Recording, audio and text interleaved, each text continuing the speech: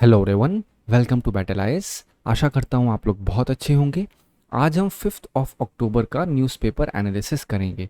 इसमें टोटल मैंने 5 आर्टिकल लिए हैं, जिसमें पहला आर्टिकल बात करता है यूआईडीएआई ने वेव ऑफ किया है चार्जेस को। मैं बताऊंगा कौन से चार्जेस को वेव ऑफ किया है, फिर मैं आपको समझाऊंगा यूआईडीएआई क्या है, साथ ही साथ फिर आधार कार्ड के बारे में बताऊंगा, फिर मेटा डेटा के बारे में बताऊंगा और इससे कनेक्टेड जो पीवाईक्यूज उठे हैं वो भी आपके साथ में डिस्कस करूंगा।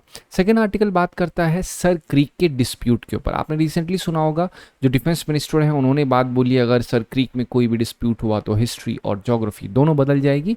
मैं समझाऊंगा ये क्या है, इसका रिलेवेंस, फिर ये किस लिए जाना जाता है, ये मार्शलैंड है तो मार्शलैंड और पीटलैंड में क्या फ़र्क होता है ये भी समझाऊंगा मैं आपको। थर्ड आर्टिकल बात करता है सीजनल इन्फ्लुएंजा के ऊपर। यहाँ मैं समझाऊंगा इन्फ्लुएंजा क्या होता है, फिर इन्फ्लुएंजा एक वायरस है तो उस वायरस के लिए कौन सी वैक्सीनेशन इंडिया में है, क्या कोई वैक्सीनेशन ड्राइव है इंडिया में, तो उसका इम्पैक्ट कैसे होगा, एक ओवरऑल अंडरस्टैंडिंग आपको मैं समझाऊंगा। टाइप्स ऑफ इन्फ्लुएंजा वायरस के बारे में बताऊंगा। ये साइंस एंड टेक सेक्शन के लिए काफ़ी रिलेवेंट है।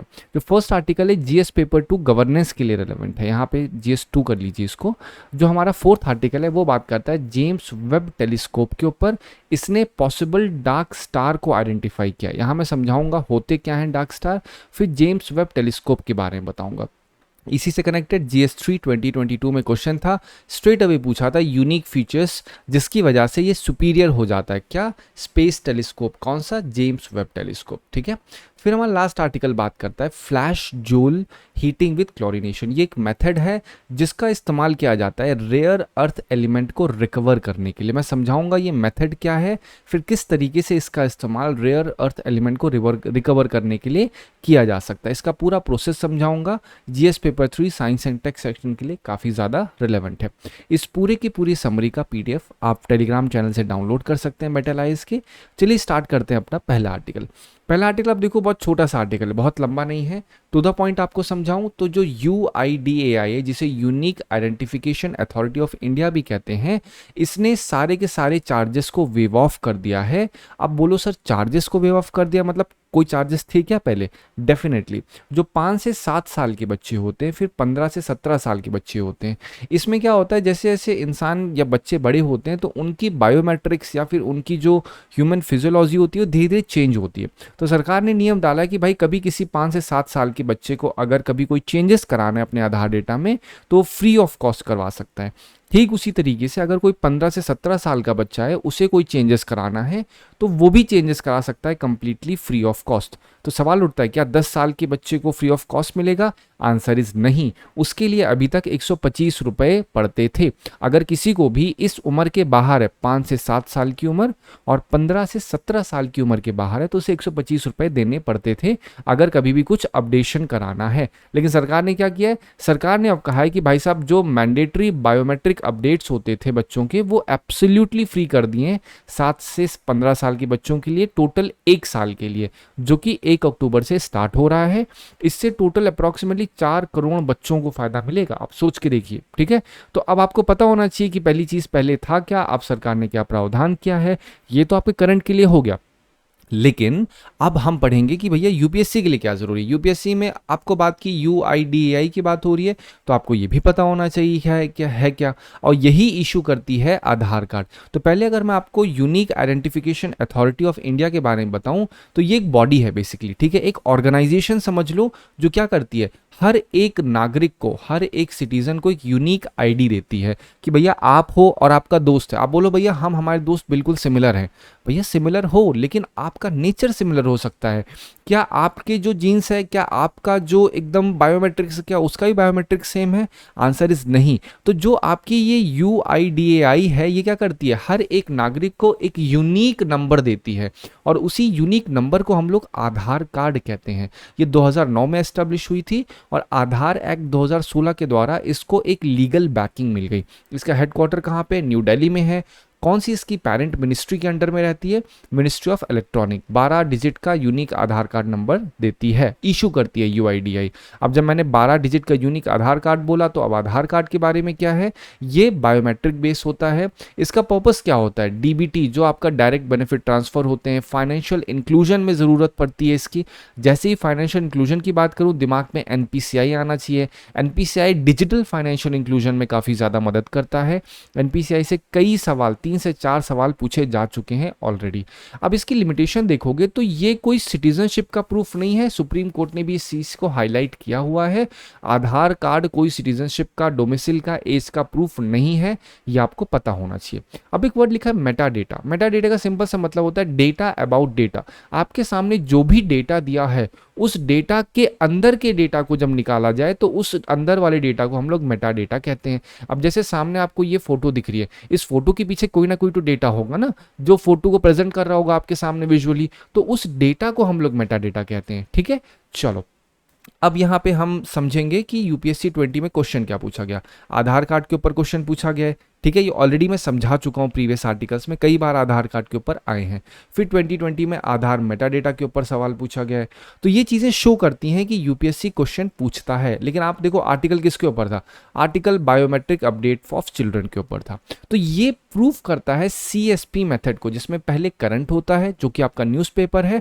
उस न्यूज़पेपर में जो टर्म्स होते हैं मैं उस अन टर्म्स को पिक करता हूँ, फिर उस टर्म से कनेक्टेड जो पीवाईक्यूज हैं मैं उसको पिक करता हूँ। मतलब मैं बेसिकली आपकी मसल मेमोरी इतनी स्ट्रांग बनाना चाहता हूँ कि जैसे ही आप कोई क्वेश्चन देखो, आर्टिकल देखो, आपका दिमाग इतना फास्ट हिट होना चाहिए कि तुरंत बोलो हाँ सर ने बताया था, ऐसे काम करता है वो। ठीक है, चलो अब हम देखते हैं क्या लिखा है। सर क्रीक डिस्प्यूट के ऊपर बात हो रही है। ठीक है, अब अगर आपको मैं बोलूँ ये आपका होमवर्क है, आपको मैप खोलना है और आपको सर क्रीक देखना है। इस जानबूझ के मैंने यहाँ पे मैप नहीं डाला ताकि आप जा करके देखें, एक बार सर्च करें कहाँ पे है ये सर क्रीक। ठीक है, आपको मैं सिर्फ एक वर्बली बता रहा हूँ। अगर आप गुजरात का रीजन देखोगे तो गुजरात का जो एकदम वेस्टर्न पार्ट है और जो पाकिस्तान का सिंध प्रोविंस है, वहाँ इसके बीच में एक ऐसे ही एश्यूरीज है।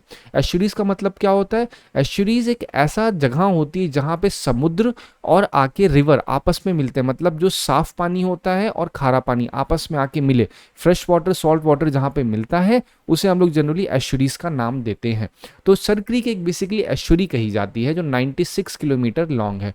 अब मान लेते हैं ये पाकिस्तान है, बहुत ही लेमन भाषा में समझाता हूँ आपको। ठीक है, ये मान लेते हैं पाकिस्तान है, ये आपका इंडिया है, ये बीच की लाइन है। ठीक है, ये आपका मान लो 96 किलोमीटर ये पूरा क्या बह रहा है, ये आपका सर क्रीक है। ठीक है, रिवर मान लो इसे, आप एश्यूरी मान लो, कुछ भी मानो, बट एश्यूरी इसका नाम है। जो आपका इंदस रिवर आती है, फिर यहाँ पे जो आपका अरेबियन सी है, वो आपस में मिलने का जो पूरा एक स्ट्रेच हो जाता है, उसी को सर क्रीक का नाम दिया जाता है।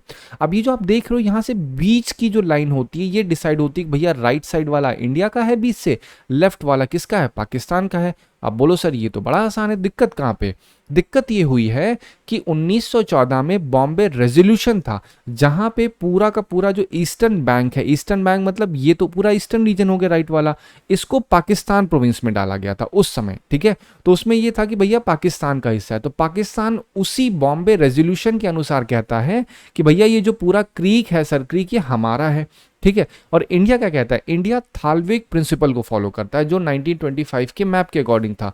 थालविक प्रिंसिपल ये कहता है कि भैया किसी भी देश की अगर बाउंड्री या किसी भी जहां की बाउंड्री के बीच में अगर रिवर है, तो रिवर के बीच वाला हिस्सा जो होगा आधा एक का होगा, दूसरा आधा दूसरे का होगा। तो इंडिया ने सिंपल कहा कि भाई साहब जो राइट वाला है बीच से वो मेरा है, लेफ्ट वाला तुम रख लो। लेकिन पाकिस्तान का कहना, पाकिस्तान कहता है जो मेरा है वो तो मेरा ही है, लेकिन जो तुम्हारा है वो भी मेरा है। तो इंडिया ने उसी चीज पे रिस्पॉन्ड किया, भाई साहब अगर तुमने इस चीज में एंट्री करने की कोशिश की तो तुम्हारा हिस्ट्री ज्योग्राफी दोनों बदल जाएगी। ठीक है, तो बेसिकली ये पूरा सर क्रीक का डिस्प्यूट है जो हो रहा है।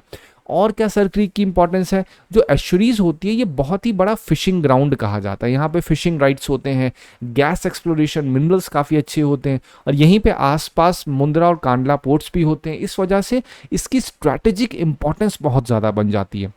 ठीक है, इस वजह से ज़रूरी है कि इंडिया इस चीज़ पे नज़र रखे। अगर थोड़ा सा मैं आगे बात करूं, पाकिस्तान ने क्या किया था? पाकिस्तान ने ड्रोन का इंकर्जन देखा गया था, फिर उसी के रिस्पॉन्ड में क्या हुआ, उसी पे इंडिया का थोड़ा सा, इंडिया में इस चीज़ की टेंशन नहीं बढ़ी कि भाई अगर पाकिस्तान ने इंकर्जन किया इस तरीके से तो इंडिया में दिक्कत हो सकती है, क्योंकि वहीं पे क्या है, जामनगर रिफाइनरी है, अगर वहाँ पे थ्रेट हुआ तो बहुत ज़्यादा पेट्रोलियम पे इम्पैक्ट पड़ जाएगा।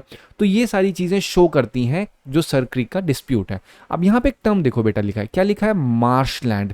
आपको पता होना चाहिए मार्शलैंड होता क्या है। अब मार्शलैंड भी समझ लो, मार्शलैंड का साधारण सा मतलब होता है, मार्शलैंड एक वेटलैंड होता है। वेटलैंड का मतलब क्या होता है, गीली भूमि, ये तो हुआ। अब मैंने कहा मान लो इंडस रिवर ये रही, ठीक, अब ये बह रही है, यहाँ पे आपका ये सी है, ये यहाँ पे आया और यहाँ पे इंटरसेक्ट हुआ, तो ये जो आपका शैलो वाटर है, ठीक है, इसी शैलो वाटर को हम लोग बोलेंगे मार्शलैंड। अब मार्शलैंड बोल रहे हैं, कोई ना कोई तो कारण होगा। कारण ये है कि यहाँ पे क्या होते हैं, पेड़ पौधे होते हैं, ठीक है। तो यहाँ जो आसपास जो आपको पेड़ पौधे दिखेंगे, यहाँ पे जो डिफरेंट डिफरेंट टाइप्स के हर्ब्स दिखेंगे, वो सारी क्राइटेरिया दिखाती हैं, ये सब मार्शलैंड मतलब एक वेटलैंड है। अब मार्शलैंड से ही कनेक्टेड एक और टर्म होता है पीटलैंड। पीटलैंड मतलब क्या होता है, पीटलैंड मान लो सेम यही क्राइटेरिया, मान लो ये एक शैलो वाटर का एरिया है, यहाँ पे आपस में मिल रहे हैं, और लेकिन हो क्या रहा है, यहाँ पे जो प्लांट्स हैं, यहाँ पे जो ऑर्गेनिक मैटर है, ये डीके कर चुका है। डीके करके क्या बन चुकी है, एक लेयर बन चुकी है।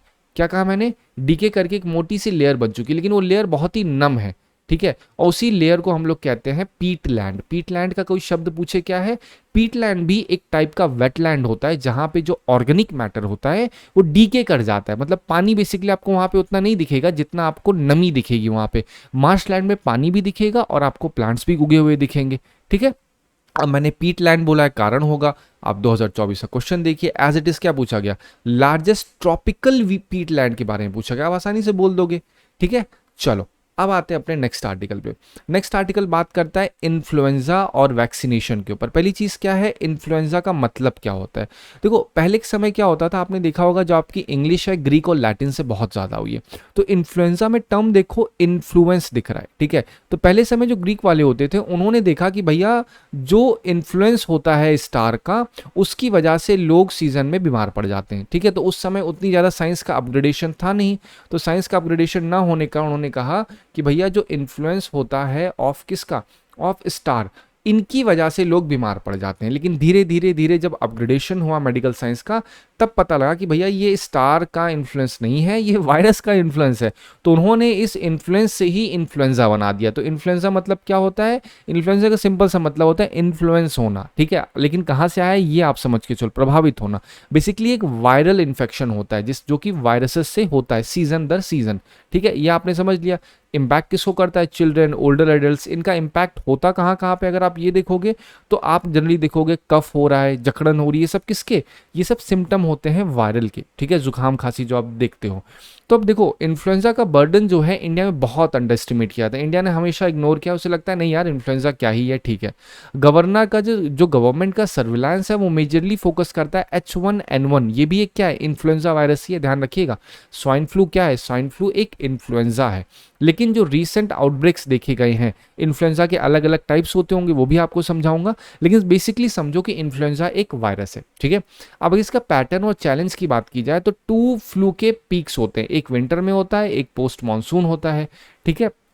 अब यहाँ पे आप थोड़ा सा आगे बढ़ोगे, देखोगे वैक्सीन क्या क्या है इन्फ्लुएंजा के लिए। तो इन्फ्लुएंजा के लिए वैक्सीन ये होती है कि भैया जो इन्फ्लुएंजा वायरसेस होते हैं उन्हीं को मार के इनएक्टिवेट करके बॉडी में डाला जाता है, तो हमारे अंदर एंटीबॉडीज बन जाती हैं, ठीक है। अब पॉलिसी गैप ये होता है कि इंडिया में 5% से भी कम लोग हैं जिनको इन्फ्लुएंजा की जो फ्लू की वैक्सीन होती हैं वो लगी हैं। अब इन्फ्लुएंजा की वैक्सीन होती हैं वो यूनिवर्सल इम्यूनाइजेशन प्रोग्राम के अंडर में नहीं आती हैं। What does universal immunisation programme means, इस प्रोग्राम का मतलब होता है हर एक इंसान को क्या लगेगी, वैक्सीन लगेगी उन सब बीमारियों के अगेंस्ट जो बीमारी बहुत ज्यादा है। लेकिन अभी भी इंडिया में इन्फ्लुएंजा के अंडर में यूआईपी को नहीं डाला गया है, इन्फ्लुएंजा में नहीं डाला गया है, ठीक है। इन्फ्लुएंजा को नहीं डाला गया यूआईपी में, इस वजह से अभी भी जो ये इन्फ्लुएंजा की वैक्सीन होती हैं प्राइवेट हॉस्पिटल तक लिमिटेड है।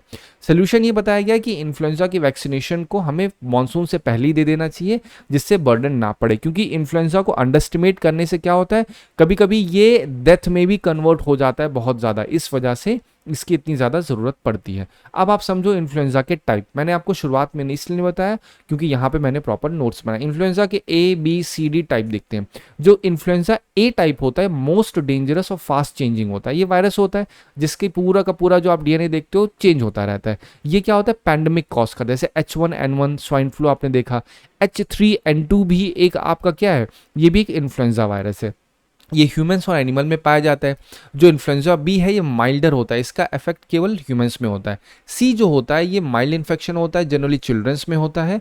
डी जो होता है ये कैटल्स में पाया जाता है, ह्यूमंस में अभी तक नहीं पाया गया है। तो आपको पता होना चाहिए ABCD इन्फ्लुएंजा जो है वो क्या है। स्वाइन फ्लू क्या है, ये बेसिकली एक इन्फ्लुएंजा वायरस ही है। अब मैंने इतना बताया तो 2010 का क्वेश्चन देख लो। Every individual in the population is equally susceptible host for swine flu. खुद सोच के देखो क्या ऐसा है। Antibiotics have no role in the primary treatment of swine flu. खुद सोच के देखो, अपना दिमाग लगाओ कि भैया यहाँ पे वैक्सीन दी जाती है वायरस के लिए या एंटीबायोटिक्स दी जाती है। तो आप बोलोगे खुद भैया कि भैया एंटीबायोटिक्स नहीं बल्कि वैक्सीनेशन दिया जाता है। और वैक्सीनेशन में क्या होता है, इन्हीं वायरसेस को पूरी तरीके से मार के डाला जाता है। ठीक है, तो ये स्टेटमेंट सही है क्योंकि एंटीबायोटिक्स का कोई रोल नहीं है स्वाइन फ्लू में। To prevent the future spread of swine flu in the epidemic era, the swine pigs must all be culled। मतलब सारे के सारे जितने सुअर होते हैं उनको मार देना होगा। तो यूपीएससी में ऐसे जो एक्सट्रीम स्टेटमेंट्स होते हैं उनसे बचना होगा। तो ये स्टेटमेंट एब्सोल्युटली रॉन्ग है। तो आप बोलो कि भाई साहब जहाँ जहाँ 3 है वो आपने हटा दिया, सेकंड तो सही ही है अपना आसानी से। तो आप बोल दोगे कि भैया जो फर्स्ट स्टेटमेंट कह रहा है every individual in the population is equally susceptible host for swine flu. खुद सोच के क्या हर एक इंडिविजुअल पॉपुलेशन में सबको किसी को भी हो सकता है? खुद सोच अपना दिमाग लगाओ आप, क्या हर एक इंडिविजुअल व्हाट इफ किसी की एंटीबॉडीज उतनी ज्यादा स्ट्रांग है क्या उसको भी होस्ट होगा? आंसर इज नहीं। तो आप आसानी से आंसर पे आ सकते हो। ठीक है, फिर देखो 2015 का अगेन आप नोटिस करो, यहाँ पे इन्होंने स्वाइन फ्लू लिखा था और दूसरे वाले में H1N1 लिख दिया। ये क्या है, स्वाइन फ्लू ही तो है, बस टर्म को घुमा करके इधर से लिख दिया गया है। ठीक है, तो ये बेसिक तरीका होता है समझने का, आप किस तरीके से क्वेश्चन पेपर को एनालाइज कर सकते हैं PYQ के साथ करंट अफेयर्स के साथ, न्यूज़पेपर के साथ कनेक्ट करके। नेक्स्ट आर्टिकल बात करता है जेम्स वेब टेलीस्कोप का जो डेटा है वो क्या है। बेसिकली जेम्स वेब टेलीस्कोप एक आपका टेलीस्कोप है। ठीक है, इसमें क्या होता है, ये पूरे यूनिवर्स को देखने का काम करता है। इसके अंदर ऐसे लेंसेज लगे हैं जो बहुत ही फार बियॉन्ड ह्यूमन इमेजिनेशन देख सकता है। ठीक है, तो इसने आइडेंटिफाई किए हैं 4 पॉसिबल डार्क स्टार्स। अब डार्क स्टार्स का मतलब समझ रहोगे सर, डार्क स्टार मतलब क्या है? ऐसे स्टार जो डार्क मैटर से बने होंगे। और डार्क मैटर मतलब अंधेरा मैटर। अंधेरा मैटर मतलब ऐसे मैटर जो कि आइडेंटिफाई ही नहीं किए गए अभी तक, मतलब इनका कोई नेम ही नहीं है। तो जनरली पहले क्या होता था, स्टार बनने का एक प्रोसेस होता है। स्टार बनने के प्रोसेस में क्या देखो कि भैया ये एलिमेंट्स हैं आपस में मिल के स्टार बन गए। लेकिन जो डार्क स्टार है ये ऐसा प्रोसेस होता है, यहाँ पे आप नोटिस करोगे न्यूक्लियर फ्यूजन में क्या होता है, न्यूक्लियर फ्यूजन में 2 आइटम आपस में मिलेंगे, फ्यूज होंगे, फ्यूज होके एनर्जी रिलीज होगी, फिर उससे क्या होगा, एक प्रॉपर बॉडी बन जाएगी। लेकिन जो डार्क स्टार है इनकी शुरुआत न्यूक्लियर फ्यूजन से नहीं होती। तो अगर आपसे स्ट्रेट अभी पूछा जाए डार्क स्टार का मतलब क्या है, तो ये ऐसे स्टार्स होते हैं जिनकी शुरुआत न्यूक्लियर फ्यूजन से नहीं होती, इनकी शुरुआत डार्क मैटर से होती है। मतलब डार्क मैटर ऐसे हैं जो आपके साइंटिस्ट होते हैं उनको लगता है, स्पेस साइंटिस्ट बेसिकली उनको लगता है कि भाई कुछ तो है, क्या है हमें वो नहीं पता लेकिन कुछ तो है। तो वो जो कुछ है उसी को डार्क मैटर कहते हैं हम लोग जनरली। अब यहीं से कुछ टर्म्स भी आपको पता होना चाहिए। पल्सर्स क्या होते हैं, जब एक स्टार पूरी तरीके से मर जाए और बहुत ही स्पीड में स्पिन करना स्टार्ट हो जाए और उससे क्या हो, एनर्जी रिलीज हो, रेडियो रिलीज हो, तो उसे पल्सर्स कहते हैं। ठीक है, मरा हुआ स्टार। सेफाइट्स क्या होते हैं, ये एक ऐसा स्टार है जो रेगुलरली कभी ब्राइटन अप होता है, कभी इसमें बहुत रोशनी होती है, कभी इसमें बहुत अंधकार होता है, रेगुलरली एक पेंडुलम की तरह। न्यूट्रॉन स्टार क्या होता है, न्यूट्रॉन स्टार का मतलब सिंपल सा होता है कि भैया जो स्टार है उसके बीच का जो कोर होता है, ठीक है, जब एक स्टार पूरी तरीके से खत्म होता है तो उसका जो कोर लेफ्ट होता है ना, उसी को हम लोग न्यूट्रॉन स्टार कहते हैं। बहुत ही डेंस होता है। ठीक है, अब अगर नेबुला की बात किया जाए, ये नेबुला का मतलब साधारण से ये समझो कि ये बहुत ही क्लाउड है, क्लाउडी स्ट्रक्चर है जहाँ पे गैस डस्ट पार्टिकल होते हैं और इसको बहुत ही कलरफुल दिखता है। अगर आप जेम्स वेब टेलीस्कोप देखोगे सब क्या है, ये सब नेबुला ही दिख रहा है आपको, कुछ और नहीं है ये। ठीक है, चलो जहाँ से नए स्टार बॉर्न होते हैं, अगर नए स्टार बॉर्न एक तरीके देखो कहा जाए नेबुला है, फिर वहाँ से क्या होगा, स्टार बॉर्न होंगे। मतलब मान लो ये डस्ट पार्टिकल है, ऐसे ऐसे ऐसे डस्ट पार्टिकल फैले हुए हैं, फिर यहाँ पे एनर्जी आएगी, फिर डस्ट पार्टिकल आपस में क्या एक्यूमुलेट करेंगे, फिर वो एक प्रॉपर बॉडी में कन्वर्ट हो जाएंगे। डार्क स्टार का मतलब पहले ही बता दिया, ये थ्योरेटिकल अर्ली स्टार कहे जाते हैं जो नॉर्मल फ्यूजन से नहीं होते हैं बल्कि डार्क मैटर एनर्जी के द्वारा बनते हैं। ये बेसिकली इनविजुअल फ्यूल कहा जाता है, ठीक है, जो कि मिस्ट्री मैटर भी होता है यूनिवर्स का। अब मैंने इतनी चीज़ें बताई हैं, कोई ना कोई कारण तो हो गई। अब जेम्स वेब टेलीस्कोप के बारे में पढ़ लो। ये एक बहुत ही पावरफुल स्पेस कैमरा कहा जाता है जो बहुत ही फार फार बियॉन्ड यूनिवर्स देखने की शक्ति रखता है अपने में। ये स्टार्स को, गैलेक्सीज को, प्लैनेट्स को स्टडी करता है। अर्ली यूनिवर्स की लाइट को भी ये डिटेक्ट करने के लिए काफ़ी जाना जाता है, ठीक है। सबसे पहला चीज़ क्या है, सबसे बड़ा क्वेश्चन जो आंसर करने में मदद करता है कि भैया सबसे पहला स्टार इस दुनिया का कौन सा रहा होगा जिससे लाइफ की शुरुआत हुई है। फिर हमारे यूपीएससी 23 क्वेश्चन देखो, सिफाइट्स, नेबुला, पल्सर, मैंने सारी चीज़ें एज इट इज़ आपको समझा दी हैं। सिफाइट्स मतलब बताया मैंने आपको, पल्सर्स मतलब बताया था क्या होता है, तो आप इससे अंडरस्टैंडिंग लगा सकते हो कि इंपॉर्टेंट क्यों है, ठीक है। अब आते हैं अपने नेक्स्ट आर्टिकल पे। नेक्स्ट आर्टिकल बात करता है एक ग्रीन तरीका जिससे रेयर अर्थ को हम लोग, रेयर अर्थ एलिमेंट्स को निकाल सकते हैं, एक्सट्रैक्ट करते हैं ई वेस्ट से। ई वेस्ट मतलब क्या होता है? ई वेस्ट मतलब इलेक्ट्रॉनिक वेस्ट, ऐसा वेस्ट जो कि इलेक्ट्रिक आइटम, जैसे टीवी देखते हो, टीवी के अंदर भी तो रेयर अर्थ होते हैं। जो स्पीकर्स देखते हो, मैग्नेट्स होते हैं, उसमें भी तो होते हैं। फिर आप जितनी चिप्स देखते हो, चिप में भी तो रेयर अर्थ एलिमेंट होते हैं। तो उन, जब वो सारी की सारी चीज़ें खराब हो जाती हैं तो उनको डिस्कार्ड कर दिया जाता है, उसी को हम लोग ई वेस्ट कहते हैं। लेकिन जब उसी ई वेस्ट से हम लोग रेयर अर्थ एलिमेंट को एक्सट्रैक्ट कर लें तो वो जनरल एक मेथड होता है। तो अभी तक क्या होता है, मान लेते हैं एक बेसिक सा एक चिप है, ठीक है, आपने कंप्यूटर यूज़ किया, उठा करके फेंक दिया, खराब हो, लेकिन उसके अंदर चिप तो अभी पड़ी है ना। तो प्रोसेस क्या होता है, उस चिप को निकाला जाता है, उसके अंदर एसिड डाला जाता है, उसको खूब गर्म किया जाता है, फिर जो रेयर अर्थ होता है उसको निकाला जाता है, ठीक है। अब रेयर अर्थ निकाला गया, लेकिन ये प्रोसेस बहुत ही ज़्यादा कॉम्प्लेक्स होता है, कॉस्टली होता है और इन्वायरमेंटली सस्टेनेबल नहीं होता, क्योंकि इसमें कार्बन एमिशन बहुत ज़्यादा होता है। लेकिन अब एक मेथड बनाया गया है जिस मेथड का नाम है फ्लैश जोल हीटिंग विद क्लोरीनेशन। इसके अंदर क्या होता है, इस मेथड को अगर आपको मैं समझाऊं, पहली चीज़ तो मान लो ये पूरा का पूरा ई वेस्ट है, मैग्नेट्स मान लो, ठीक है। तो जो आपके डिस्कार्डेड मैग्नेट्स होंगे उसको एक्सट्रीमली हीट किया जाएगा, ठीक है। हीट करने के बाद कैसे हीट किया जाएगा, इलेक्ट्रिक करंट के द्वारा। अब इलेक्ट्रिक करंट जब उसको प्रॉपरली हीट गर्म कर दिया गया तो उसमें क्लोरीन गैस इंट्रोड्यूस की जाएगी। अब क्लोरीन गैस डालने के बाद क्या होगा, वो अलग हो जाएगा। अलग होने के बाद उसको ईजिली सेपरेट कर दिया जाएगा, तो रेयर अर्थ एलिमेंट अलग हो जाएगा और जो डिस्कार्डेड पार्ट होगा वो अलग हो जाएगा। ये सुनने में आपको आसान लग रहा है, बट ये एक लेंदी प्रोसेस होता है। बट स्टिल इसको 90% ज़्यादा कहा जा रहा है भैया, ये जो है आपका जो रेयर अर्थ एलिमेंट निकालने के बाकी तरीके होते हैं 90% प्योरिटी निकाल सकता है। मान लो अगर एक मैग्नेट है, उसके अंदर एक छोटा सा एलिमेंट एक्स है, ठीक है, वो रेयर अर्थ एलिमेंट है, एक्स चाहिए, तो एक्स पूरा 100% होगा, लेकिन इस एक्स का 90% तक की प्योरिटी निकालने की शक्ति रखता है ये जो फ्लैश जोल मेथड है, ठीक है। इससे क्या होता है, बस बेनिफिट क्या है, 90% प्योरिटी तो दे रहा है, लेकिन इसमें 87% लेस एनर्जी का इस्तेमाल होता है, 84% लोअर ग्रीन हाउस गैस का एमिशन होता है, साथ ही साथ वाटर और एसिड वेस्ट को भी एलिमिनेट करता है। मैंने आपको भी बताया जनरल मेथड क्या होता है, उसके अंदर एसिड का इस्तेमाल होता है, बर्निंग का इस्तेमाल, लेकिन यहाँ पे क्या है, सिंपल मेथड है। यहाँ पे क्या कर रहे हैं भैया, उसको एक्सट्रीमली फास्ट बोलते हैं ना, हीट किया जा रहा है, हीट करके उसमें क्लोरीन गैस डाली जा रही है, फिर सेपरेट किया जा रहा है और फिर उससे एक फिर बोलते हैं रिसाइकिल कर दिया जा रहा है ई वेस्ट को। ये बेसिक तरीका होता है। फिर ये जो आपका पूरा मेथड बताया, इससे क्या मेजर प्रॉब्लम सॉल्व होती है, आपको पहले बताया, ये आप आंसर मीन्स राइटिंग में बहुत ज़्यादा यूज़ कर सकते हैं। एफिशिएंसी और प्यूरिटी अचीव होती है, इन्वायरमेंटल इम्पैक्ट होगा, green house gas emission reduce होगी, कॉस्ट ऑन सस्टेनेबिलिटी पे भी इसका इम्पैक्ट करता है। जनरली कहा जाता है भैया कॉस्ट जो है मोर देन हाफ से रिड्यूस हो जाएगी जो रिसाइकलिंग पे लगती है। किसकी रिसाइकलिंग पे, जो आपके रेयर अर्थ एलिमेंट निकाले जाते हैं ई वेस्ट से, ठीक है। फिर ये आपका लास्ट आर्टिकल एक छोटा सा आर्टिकल है, यहाँ पे प्लेसेस इन न्यूज़ के ऊपर आपको पता होना चाहिए कि इराकी जो फार्मर्स हैं वो गैदर हुए हैं स्ट्रीट में, कौन सी, आपकी एक सिटी है जिसका नाम है दीवानिया। ध्यान रखिएगा, क्वेश्चन पूछ सकते हैं प्लेसेस इन न्यूज़ पे, दीवानिया कहाँ पे है, इराक में है।